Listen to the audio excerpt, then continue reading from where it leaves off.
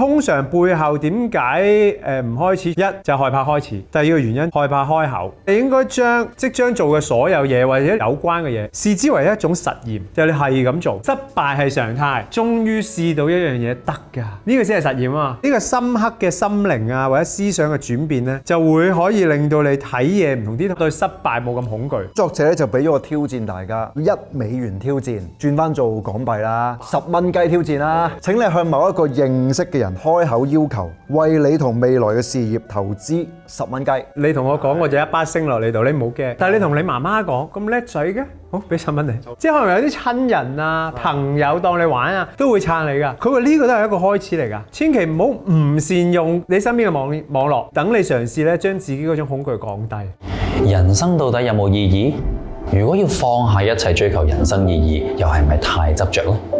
點解你明明擁有咁多，都仲係成日覺得爭少少？你以為自己欠嘅係一個答案，但其實你只係一直放唔低，一定要揾到答案呢種執着。會上學，人生就是不停地放下，佛法輔導入門。當你自覺人生每況愈下，請嘗試一執起就放下。